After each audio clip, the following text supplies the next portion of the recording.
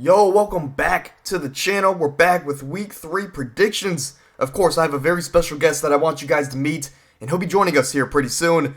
But just a quick little prelude before the video. Hopefully you guys enjoy week 3. Drop your predictions down below, and if you do, subscribe to the channel. Alright, week 3 predictions. We're here again, of course, with a very special guest, a childhood friend of mine and future NFL corner. Go ahead and tell the people who you are. Hey, how's it going, everybody? This is actually my second episode on the show, and I'm happy to be here. I'm a lifetime friend of Owen, and man, I've been supporting him through this journey, and I'm happy to see how far he's come, and I'm happy to be on the show. I mean, you're humble. You're humble. Where do you play football at? So I play football at Siena Heights University. It's a NAIA school in Michigan, and yeah, It's a powerhouse. It's again, if you guys don't know who he is, you will hear in a couple years. I can promise you that.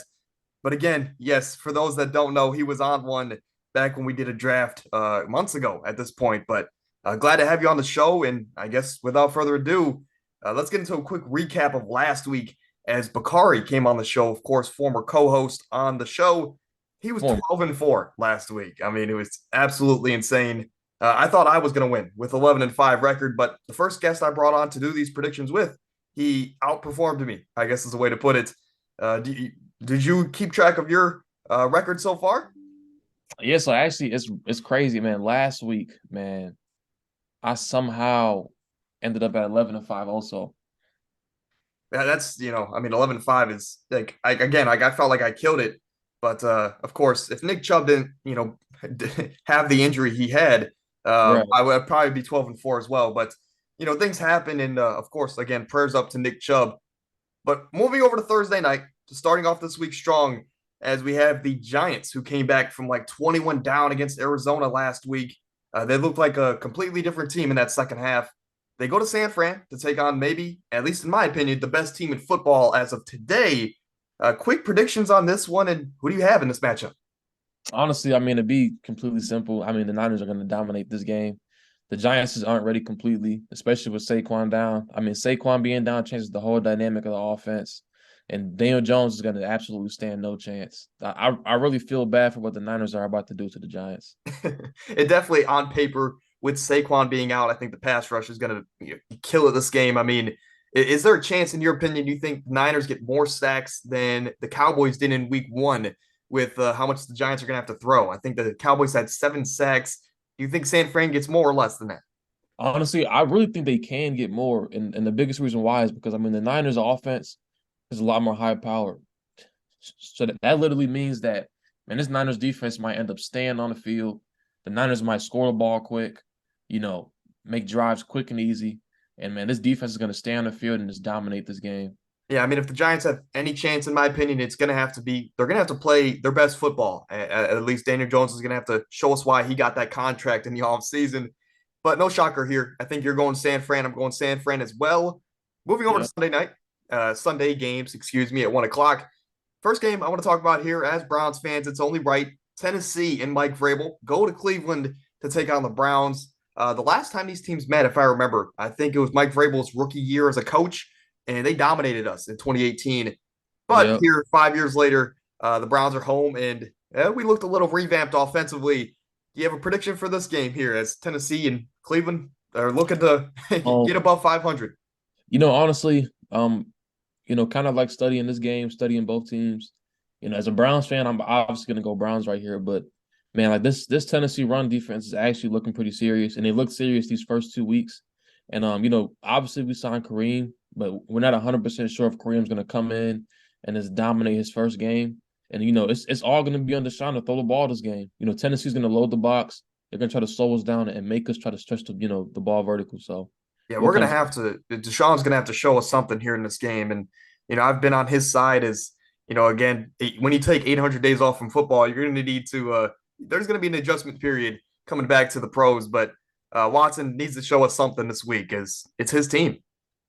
It's his Uh, team. Let's take uh, control. but with that being said, I am going to take the Browns here again. Of course, my fandom might get in the way here, but I simply just think that this Browns defense is too good against whether if it's Tannehill, Levis, or Willis. The Browns defense should have their way in this game, and as long as we can outscore this Titans offense, because we know Derrick Henry in a game like this is probably going to have a touchdown or two. as long as we can put up, I think, around 28 points, we should win this game pretty handily.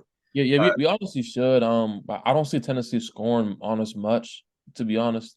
This game will either be, either like a low scoring, gritty game, or we'll just dominate. And yeah, I'm leaning towards it more so being kind of like a slow paced, gritty type of game for us. 16 to 13 is probably going to be the score here. Moving over to Atlanta and Detroit, maybe the game of the week. Depends on how you look at it, but Atlanta here is 2-0, leaders of the NFC South. There's actually a three-way tie there with Tampa Bay and New Orleans. They go to Detroit to take on the Lions. The Lions lost that great game last week to the Seattle Seahawks. And the Lions, I mean, in my opinion, they're still a top 10 team in football. Atlanta, if they're not, they're right outside. In this game, again, should be high scoring, but go ahead. What do you think about this game here? Is again, it might be the game of the week. This game is a game that can go 50-50, but in my opinion, I'm going to go Detroit here, pretty vanilla. I feel like most people are going to pick Detroit. It's in Detroit, home field advantage. Detroit's probably one of the teams in the league that feeds off momentum and feeds off that home crowd. So, this game is really going to be, this honestly might be a game kind of like last week. Just a shootout. Detroit's pass rush and their D line has been struggling. Other than Hutch.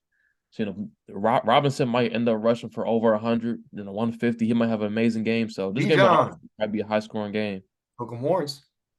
But yeah, I mean, Atlanta here's coming on the road. I actually am going to take Atlanta here. I think they, with their identity, they're going to control the line of scrimmage. And like you mentioned, the pass rush there and just the front seven for Detroit has really struggled early on in the year.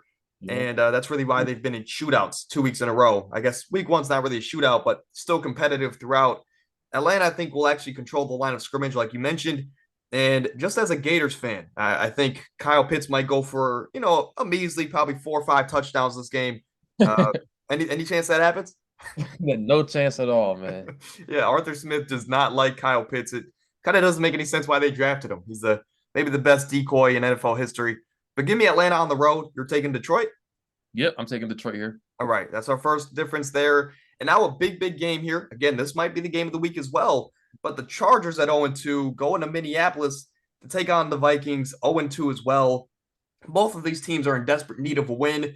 I mean, quick summary here. The Chargers have had 2 shootout games. I mean, week 1 against the Dolphins, maybe the game of the year. Week 2 last week. For the life of me, I can't remember who they played. But they lost that game as well. And for Minnesota, I mean, you played Tampa Bay week 1, which you should have won. Right? Exactly. But okay, you're 0-1. Things happen. Thursday night football, they kind of, I mean, the score did them justice. I'll say that against the Eagles, as the Vikings fell to 0-2 as well. In this matchup, I'll go first here, as I'll say that I do believe Minnesota will take the edge here at home. That helps, of course. But both of these defenses suck. So at the end of the day, it's kind of like, who do you trust more? And I'm just going to go with the team that's home in this matchup, as for whatever reason, and I'll have to get your take on this, the Chargers secondary has just struggled, throughout the years, and it just doesn't make any sense. They have Asante Samuel Jr., Derwin James, J.C. Jackson. It doesn't make sense why this defense struggles in that secondary as much as they do. But overall, big day for Jordan Addison here. My prediction, Vikings take this one at home. Yeah, man, this game right here, man, this is, in my opinion, the game of the week. And, I was looking at this game, and this is another game that can go 50-50. This might be a high-scoring, high-power game. Both defenses are absolutely dog doo-doo. And, in my eyes, I can't really see the Chargers falling to 0-3. I can't see Herbert. And as talented as this team is, I don't see them falling 0-3.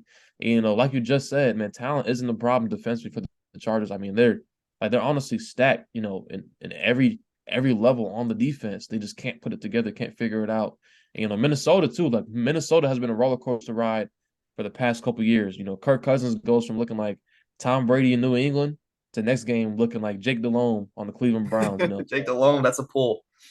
Man, so we'll kind of see. And I'm going to go with the Chargers here.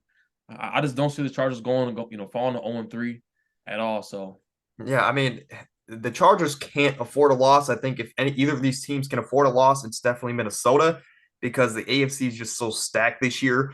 I mean, when you have teams like the Chargers and the Bengals at 0-2, they're going to make the playoffs, or at least be right outside. So It's just a super stacked AFC. And for the Chargers to be 0-3, I think that their chances really go downhill to make the playoffs at that point.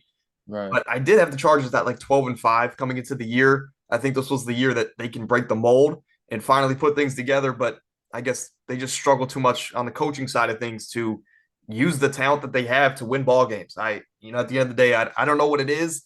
I thought maybe you had a perspective there on it, but again, I have no clue why, with all the talent they have on the defense, Yeah. they can't stop anybody.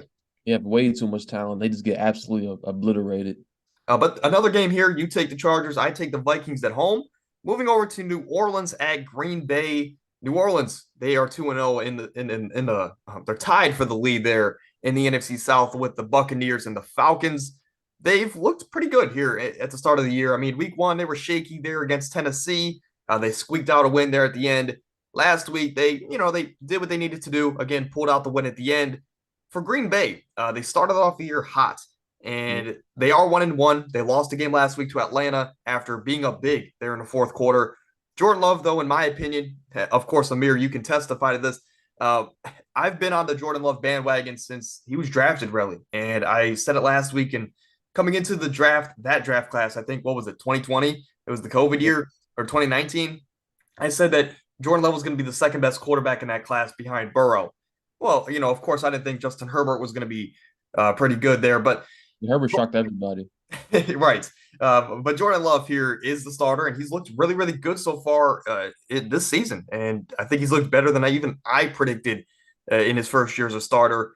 For those reasons, and for the reasons I think New Orleans, for one, they're in desperate need of a really, really good game. But they're on the road here in Green Bay. Green Bay has kind of shocked the world. I might actually take Green Bay here at home. This game right here, another game, another tough one that I really thought about. And honestly, I'm gonna take New Orleans here. I just don't think, Green Bay and Jordan Love is ready for this defense. This New Orleans defense is something serious. And that's kind of been their identity coming into the season. Like, this defense is gonna have to really, put the team on their back and really dominate. And this game can go either way, but just like you just said, it's at home in Green Bay. Let's see if Derek Carr can kind of, figure it out, take another step. And I kind of see him improving week to week, kind of figuring everything out. Olave's going to figure everything out. His big year is coming this year. So, we'll kind of see what New Orleans can do. Yeah, New Orleans on the road here, as maybe it's just because I'm not the biggest fan of Dennis Allen. I think that really is what it boils down to. But I do think, Matt LaFleur and Jordan Love, and I think they get Christian Watson back this week, which should be huge. Oh, that's huge. But again, prediction here, I think Luke Musgrave can maybe get a touchdown or two here for Green Bay. I think Aaron Jones might be back as well. So a couple key additions coming back to the Green Bay offense. You're going New Orleans. I'm taking the Pack, unfortunately, as a secondary Bears fan.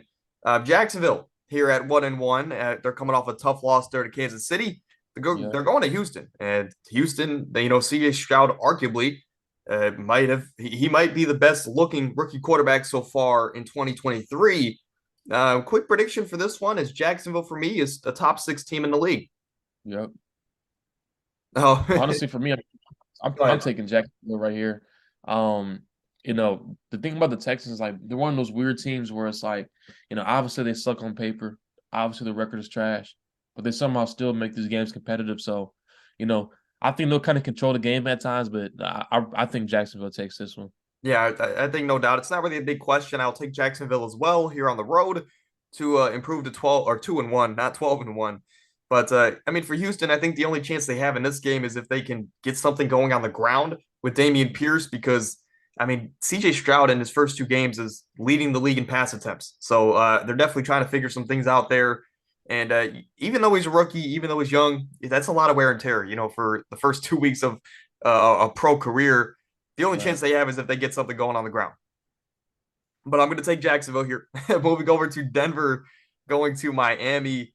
Denver, they've actually looked they've looked okay at best. And they are 0-2 here to start the year. Sean Payton was talking a lot about how poorly this team was run and how bad of a coach Nathaniel Hackett is. Well, at this point last year, Nathaniel Hackett was 1-1. Sean Payton is 0-2. They're going to Miami. Miami, to me, is a top 4 team in the NFL. they've Yep. looked good. I mean, I called it before the season. I said they'd end up as a Super Bowl contender, a top five team, and they've done that. Tua's looked really good. Tyreek and Jalen Waddle, need I say more? Their Yep. defense is still not even at full strength, and they look really good with Vic Fangio running the charge. There is one of the best corners still needs to return to their defense. No shocker here. I think Miami keeps rolling, and with their high-powered offense, I'm going to take Miami here at home, even though Denver has a pretty good defensive unit. Yep. I mean, here I'm taking Miami as well. Honestly, my prediction before the season was that Tua was going to be in the MVP race, and this Dolphins team is going to actually be legit.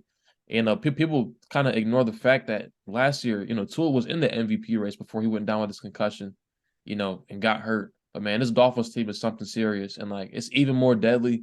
Once the ground game gets going, once Mostert and those guys gets going, and man, this Dolphins team is going to mop the floor. Yeah, I think, the crazy thing is that, when you look at I'll say this, it's the Bradley Chubb revenge game. I'll say that is Mhm. that's going to lead me to my next point where Bradley Chubb should be the best defensive player on this team without Jalen Ramsey there, but it's really Right. been Jalen Phillips so far this year, and he's shown a lot of promise. But for Denver, I think, I guess I'll ask you this. Is there any chance that this team can get back on track or maybe make a push for the playoffs if they start off 0-3 Man, to be in the honest, stacked AFC? I mean, honestly, if they start off 0-3, their chances are, pretty much done. You know, at like best case scenario, they'll probably finish third in their division alone. Um, and man, it'll be so tough for Sean Payton to turn this thing around. I mean, their best chance is, for Russ to absolutely flip that switch, become the old Russ. But I don't see this Denver team falling 0-3, turning everything around. Yeah, absolutely. I mean, it's very tough. I don't know if there's any team in history that's started off 0-3 that's even made the Super Bowl, let alone win it. So Denver, I think their chances definitely shrink there. But Miami, again, I'm taking them at home. Buffalo at Washington. As Buffalo last week, they got a much needed win against the Raiders. Granted, the Raiders aren't the greatest team, but Buffalo got a much needed win and they looked dominant. I think it was like 38 to 10 or something. For Washington, I actually had them. They were 2-0 here. This graphics messed up, and if I remember, I'll go back and fix it.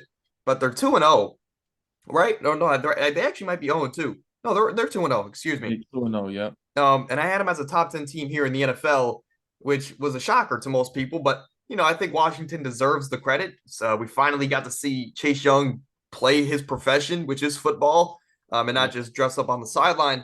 So he finally returned to the field, and it's maybe the best defensive line in football. I'll say that. Obviously with Deron Payne, Jonathan Allen, Montez Sweat, Chase Young, best defensive line in football. I mean, you still have some solid pieces on the back end, led by the rookie Emmanuel Forbes. And not to Yeah. mention, I mean, Eric Bieniemy has this offense playing at a different level with Sam Howell. I mean, he's looked better and better each week. I mean, last week he threw for 300 yards and 2 touchdowns against Denver, which is a very respectable defense.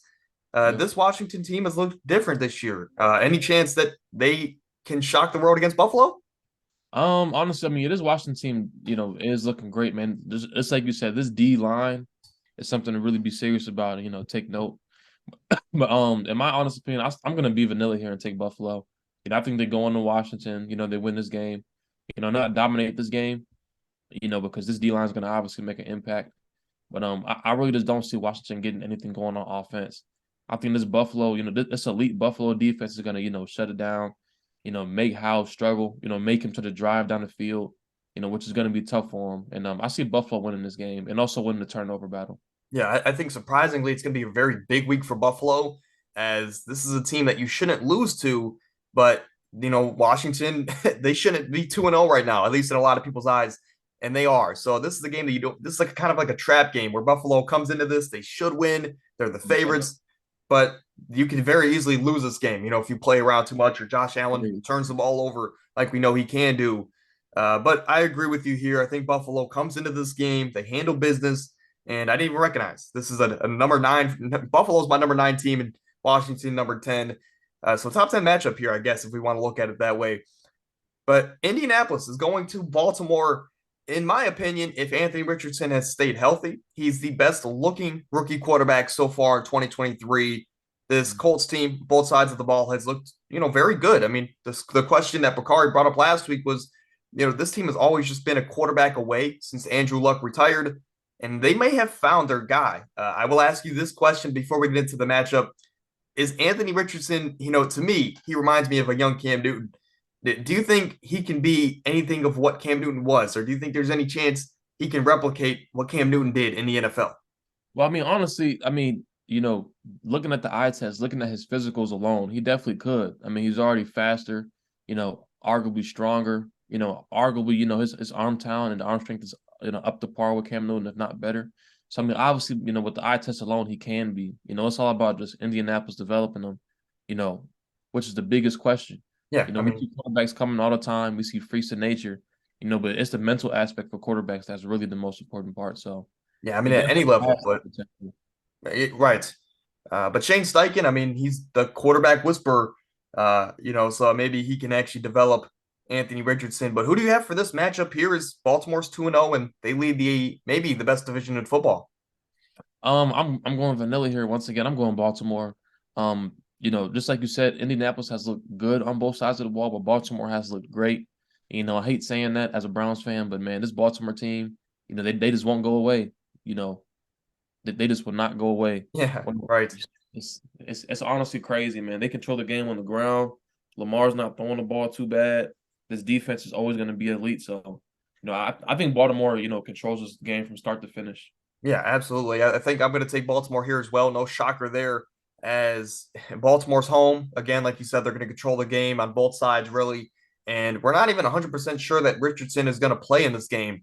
It might be Gardner Minshew. So if that is the case, definitely Baltimore here at home here to start 3-0 and just look like the overall best team and maybe the best division in the AFC North there, Yep. as the Browns and Pittsburgh, Pittsburgh, and Cincy all still try to figure some stuff out. But without further ado, sorry for the pop up. Technical difficulties here. I'm too broke to pay for the packages, obviously, as you can see. New England, I guess I'm too cheap, is a better way to put it. New England here on the road going to the Jets to take on Zach Wilson. I believe I have this matchup switched. So, again, error on my part. I think the Jets are actually going to New England. You can correct me on that if I'm wrong. No, no, actually, New England's going to New York. Perfect. Okay, so I didn't mess it up. The Patriots here, regardless, on the road with Mac Jones, they looked pretty solid, at least in the second half of games. They're a very slow starting team. And the Jets, again, before the season, I had them as a top 10 team in the NFL, Yep. but a lot of things have changed since then. I mean, this team looks completely different with Aaron Rodgers compared to Zach Wilson, even though we didn't get to see Rodgers on the field much. Um, for that reason, I think New England will actually go on the road here and pick apart Zach Wilson, as that's Bill Belichick's favorite thing to do is face these young and experienced quarterbacks. They're going to do that here, and they're going to take advantage of Zach Wilson to get a much needed win there in the AFC East. Yeah, I mean, you literally just took, all the words out of my mouth. Once again, I don't see Bill Belichick and the Patriots going 0-3 at all. And Aaron Rodgers going down, this has changed the whole entire dynamic, of this Jets team. And obviously the defense is still elite, still like a top 5 to top 3 defense. But man, New England, Bill Belichick is probably right now in his meeting, scouting and rubbing his hands together because Zach Wilson is going to get terrorized this game. Absolutely. I think the Jets, any chance they do have, I mean, it's slim, I'll say that, but it's going to be led by their defense, I think, of course, in this game. But uh, at the same time, I just think, like you said, it's hard to see Bill Belichick and this Patriots team going 0-3. So give me the Patriots on the road here as we both sweep the Jets there. Next Yep. matchup, we have the 4 o'clock games. So it's some people would consider those prime time. But the Carolina Panthers at 0-2 go to Seattle to take on, it looks like, a rejuvenized Seahawks team. But the Panthers, I mean, Bryce Young, he's struggled early on in the NFL. And I'm not like the other people. I'm not going to say, oh, he's a bust, he's a washed. Uh, Bryce Young, for quarterback might be the hardest position to play in the NFL. I think, if not, Yep. it's the most important position to play in the NFL. So Bryce Young, of course, it's going to take these guys a year or two. It's very rare we see people come onto the scene and be dominant from day one. Bryce Young to me is showing a lot of promise actually in moments, but it's hard to really win games when you have a younger team like the Panthers. I don't know. Regardless, I'm going to be vanilla. When you have a young rookie quarterback going to face the 12th man in Seattle, I mean, it might Yeah. still be the hardest place to play in football. And the Seahawks looked like their old versions of at least of last year. Last week, I think Seattle comes into this game, and I think Ken Walker has a big day. Yeah, I mean, I see Seattle winning this game as well too. I mean, this is kind of self-explanatory. This Panthers offense has really, really struggled. You know, Bryce Young, particularly, we've seen flashes, but he's really struggled whenever he's under pressure, whenever he gets blitzed. So, I'm kind of expecting to see Seattle blitz him a lot this game, put pressure on him early to kind of control the game, force some early turnovers and kind of, control the whole entire dynamic of this game. And Bryce Young, his third NFL start. This man is going into Seattle at CenturyLink Field, on the road, a tough place to play at. And I think Seattle controls this game. Yeah, I think you forgot it's now Lumen Field.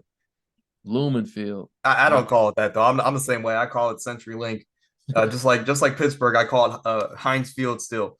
Still exactly. not whatever they call it now, Assurin or whatever. Chicago, and they might look like the worst team in football so far throughout 2 weeks. They go to Arrowhead to take on the 1-1 Kansas City Chiefs, a team who got a very big win last week against Jacksonville. And Kansas City is looking to continue this momentum. No shocker here. I'm not going to go crazy. Give me Kansas City at home because Justin Fields, there's something different with that team this year, and he just doesn't look like the quarterback that we saw on the latter half of last season. So give me Kansas City at home here. Right here, actually, I'm going Bear down. I'm going Chicago Bears. Actually, no, I'm lying. I mean, are we being serious here? Kansas City is going to win this game by 50. Man, Chris Jones is back. Chris Jones is going to get 10 sacks. He Justin looked Fields really is good going to, last week. yeah, I mean, Chris Jones is Chris Jones. That's no debate. And honestly, in this Kansas City defense, I don't want to go in depth because this is obvious, but man, this KC defense has been looking really, really solid this week. This year so far. And man, Justin Fields is going to struggle once again. He really struggles against man-to-man coverage. He struggles against pressure. So, KC's is going to dominate this game. Yeah, I mean, the only chance that Chicago has in this game is if Justin Fields starts to use his legs like he did last year, which I don't know why the coaching staff there and Justin Fields have went away from that. Regardless, I think we're both taking Kansas City here. One of the last 4 o'clock games, we have the Dallas Cowboys going to Arizona. Dallas has looked like the best defensive team in the league. They are now a top 5 team for me in the league. Arizona last week, they put on their Hollywood jackets and they tried to show us that they're A-class actors as they were up big in that game, but they blew a 21-point lead because they realized, hey, we want Caleb Williams, and winning ball games is not going to help that. They ended Exactly. up losing last week to the Giants, and no shocker here. I think maybe Arizona competes for the first quarter and a half to the first half of the game. Give me Dallas though, ultimately on the road in Arizona. Yeah, I mean, honestly, this game is self-explanatory, man. I see Dallas winning this game, 50-0. This game honestly might be worse than, the week 1 game versus the Giants. Like, if you're a Cardinals fan or a Cowboys fan sitting at home, you might as well don't even watch this game this week. Just turn the TV off, enjoy your time with your family because it's going to be a waste of time. And it's obvious at this point the Cardinals are tanking. I Yeah. mean, we kind of even saw that during the offseason when they were making, questionable trades. They decided to start Josh Dobbs. So from the jump, it's obvious, they're trying to go on 17 and get Caleb Williams. I mean, shout out to Josh Dobbs, though, I think just for being thrown into that offense. He's done Yep. an okay job. I mean, but there's only so much you can do when nobody on that team really wants to win, at least not the coaching staff. Yep. Next up, we have Pittsburgh going to Las Vegas for Sunday Night Football, an old school matchup here. I think if you find someone who was alive in the 70s, they'd be, glued to their TV for this matchup. But things have changed. They're not the Super Bowl dominant teams anymore. Regardless, Pittsburgh got a much needed win last Monday night against the Browns. Of course, we know how that game transpired. It wasn't, I mean, the game changed after that Nick Chubb injury, in all honesty. We'll get back to that here in a second. But the Raiders, on the other hand, they lost pretty handily last week. They showed their cards, who they really are against the Bills. And no shocker here, I'm going to take Pittsburgh. But before you give your prediction, I want to ask you, do you think that hit by Minkah Fitzpatrick was dirty? Do you think it was, I don't want to say intentional, but do you think it was dirty? Um, you know, it's tough because as a football player, you know, you're taught your whole entire career, fly around, get in on gang tackles. But I mean, Minka definitely, probably shouldn't have just went low because Chubb was already on his way down. But I'm not gonna jump the gun and say it was dirty, because I mean he kind of was just being a player trying Yes. to fly around. I mean, because in reality, it takes 2 to 3 people to tackle Nick Chubb. So I'm not gonna jump the gun and call it dirty. Yeah, I mean, before you give your prediction again, that's kind of where I came to, and my assessment was like, it's hard. It's hard enough to tackle guys like Derrick Henry and Nick Chubb. So you kind of do whatever you can to get them on the ground, and you can't already hit them. You can't really hit them too high because, well, one, it's Nick Chubb. You're not going to tackle him that way, but you'll Exactly. most likely get flagged if you do. So going low is kind of the only option for those tanks of running backs. So again, I think it was just a part of football, unfortunately. But who do you have for this game? Honestly, I got Pittsburgh in this game. This Raiders defense has been absolutely terrible. Arguably worse than the league. And last year they looked horrible. I mean, they obviously had a decent week 1 game defensively versus Denver, but man, I think Pittsburgh gets the running game going this game, which is what they need. Like, if the running game isn't going, then the offense is pretty much done. I see Garoppolo struggling against this Pittsburgh D line and secondary. And I think they go into Las Vegas and they steal one. They squeak one out. Moving over to Monday Night Football, which I'll have to ask you this again here, but two Monday night games. First off, do you like the two Monday night games? I had this debate with my dad earlier today, and I kind of hate the point of two Monday night games because they're both on main channels, and if someone wants to change the channel, they can. But Yeah, in my opinion, honestly, I prefer the one Monday night game. I genuinely hate 2 Monday night games. Especially if you got two, watchable games. Like it kind of defeats the purpose. And then sometimes they'll split screen them, which I hate also. Like you might as well just have one prime time game that everybody wants to watch, whether it's a big time divisional matchup or a big time rivalry or a top team in the league, and just have that one game. It doesn't make sense to have 2 games. Even just like last week, we had the Browns versus Steelers, and then the second game we had an absolutely trash game that nobody wanted to watch. So Yeah, I mean, I don't know. I don't care if maybe it's just I thought it was kind of just like a week 1 thing, and then they weren't going to really do it, but they are really like every single week. There's like two Monday night games, so I don't know. I think back when it was just kind of like on Christmas or something, we'll have two Monday night games just to kind of switch it up once a year. I yeah. like that, but when it's like every week, I don't know if I care for it. Regardless, Philadelphia here at 2-0 is going to Tampa to take on the 2-0 Buccaneers. Who would have saw that coming? But Philly, I mean, in week 1, they tried to lose that game to New England, in all honesty. And last week they came back. They looked more so like the Philly we knew, and they took care of business against Minnesota. Again, Minnesota scored late there, and it kind of, made the score look it did justice for the Vikings.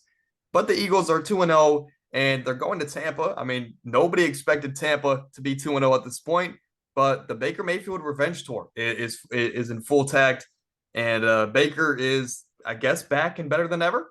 In this game, who do you have? As both teams have shown a lot of promise. Honestly, I think if any game was to be an upset game this week, it would be this game for Tampa Bay. But I'm still gonna go with Philly. Just for the simple fact that the Bucks offense still has kind of struggled at times, and I kind of see Philly just kind of controlling this game on both sides of the ball. I don't see Baker really doing much. Only way they could somewhat have a chance if the run game can get going, which I don't see happening at all whatsoever. So, I think Philly's gonna come in, kind of shut this Tampa Bay offense down. And, I pretty much feel like, the gap between Philly's offense, competing against the Bucks defense is so much more than, the Bucks offense competing against, Philly's defense.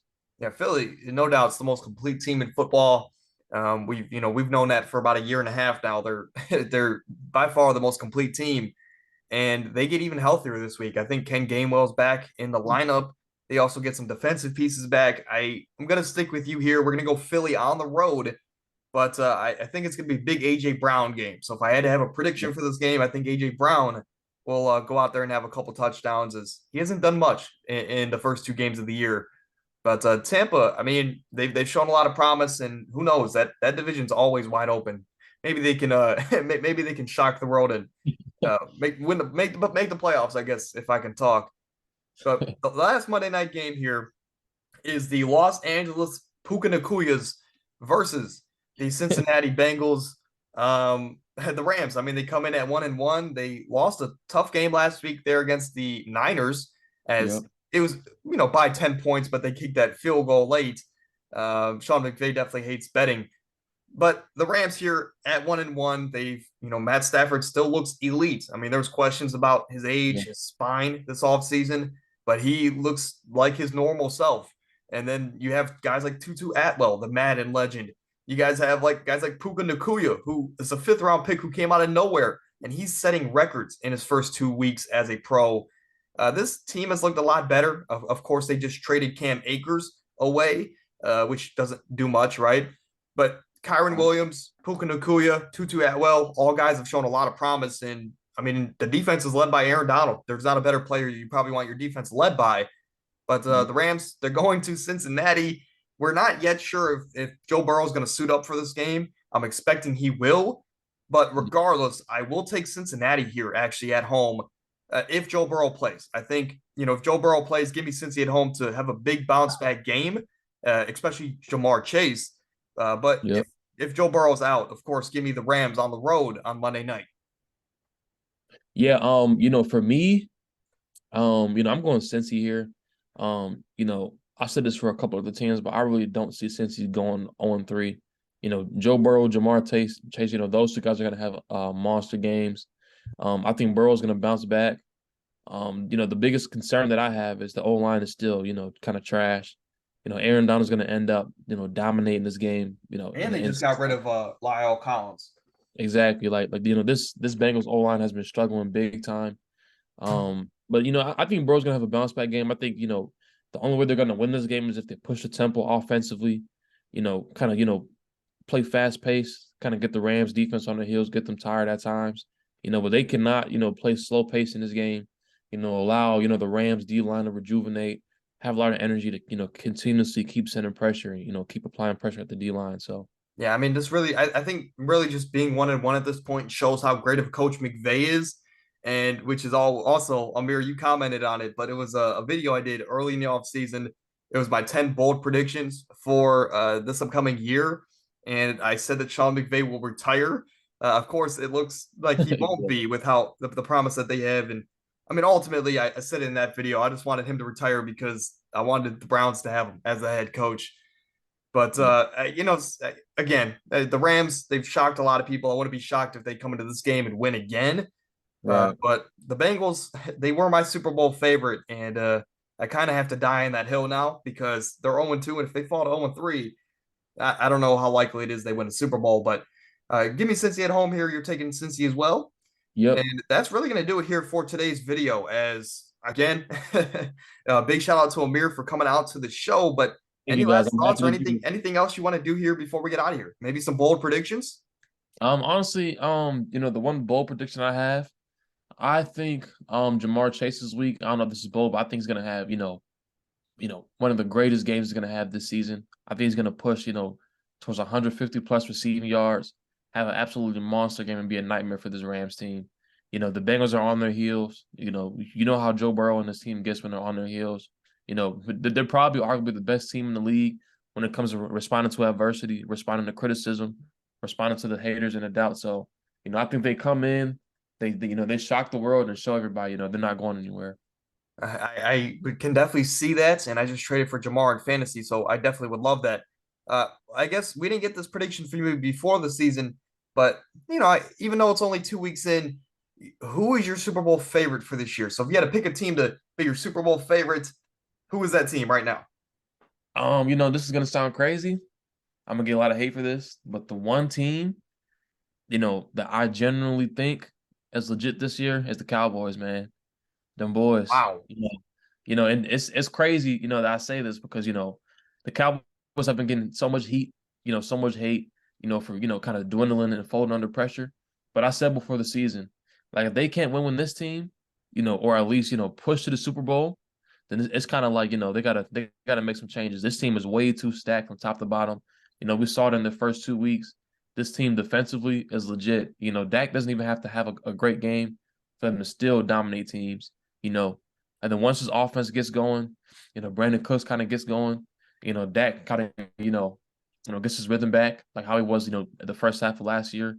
I don't see anybody stopping this team. Besides a couple other teams in the league. That's crazy. I actually didn't even have them as a Super Bowl contender coming into the year, simply for the fact that just like the Bills and just like the Ravens, they're a team that is always going to be a good regular season team, and they just kind of fold in the playoffs. But I think you're right though. If they can't do it with this team, they're going to have to maybe trade for Deshaun Watson and give us Micah Parsons. Yeah. But Dallas definitely is a shocker of a pick there. I guess on the flip side, that leads me to my next question. Out of the teams that, in your mind, are contenders, who's going to be the team that disappoints the most this season out of all the teams that could make the playoffs? Or even you can say that which team disappoints by not making the playoffs. Do you have a team in mind that you think will disappoint the most throughout the NFL? Honestly, a team in the league that might disappoint the most, I'd say. I'm putting you on the spot. I know. I'm putting you on the spot. Man, this is a tough question, but the team I have to say, man, I was kind of leaning towards, the Broncos. Even though people, kind of discredit the Broncos and kind of, having recency bias based off of last year. Man, the Broncos, I mean, they honestly, man, like a lot of people also had Russ kind of turning things around. Sean Payton coming in and, changing the culture of this team. He had a lot of hype, media hype and everything.